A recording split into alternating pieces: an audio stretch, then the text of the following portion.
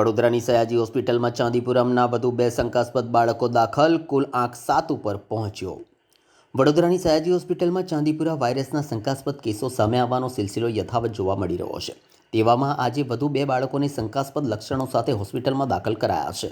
બંનેના સેમ્પલ તપાસ માટે મોકલવામાં આવ્યા છે. અત્યાર સુધીમાં હાલ કુલ 7 બાળકો સારવાર હેઠળ હોવાનું જાણવા મળ્યું છે.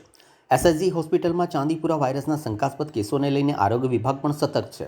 છેલ્લા 1 મહિનાથી હોસ્પિટલમાં આવા બાળકોની સારવાર ચાલી રહી છે. 2 બાળકોને ચાંદીપુરા જેવા લક્ષણો સાથે એસએસજી હોસ્પિટલના બાળ રોગ વિભાગમાં દાખલ કરવામાં આવ્યા છે, જેમાં વડોદરા જિલ્લાના એક ગામની 2 વર્ષની બાળકી અને પંચમહાલ જિલ્લાના 7 વર્ષના બાળકનો સમાવેશ થાય છે. તબીબોએ બંને બાળકોની તાત્કાલિક સઘન સારવાર શરૂ કરી છે. સાથે તેમના લોહીના નમૂનાઓ વધુ તપાસ માટે પ્રયોગશાળામાં મોકલવામાં આવ્યા છે. રિપોર્ટ બાદ ચાંદીપુરા વાયરસ અંગે સ્પષ્ટતા થઈ શકશે. હાલ સયાજી હોસ્પિટલમાં કુલ 7 જેટલા બાળકો સારવાર હેઠળ છે. તેમાંથી 3 બાળકોના રિપોર્ટ નેગેટિવ આવ્યા છે, જ્યારે 4 બાળકોના રિપોર્ટની રાહ જોવાઈ રહી છે.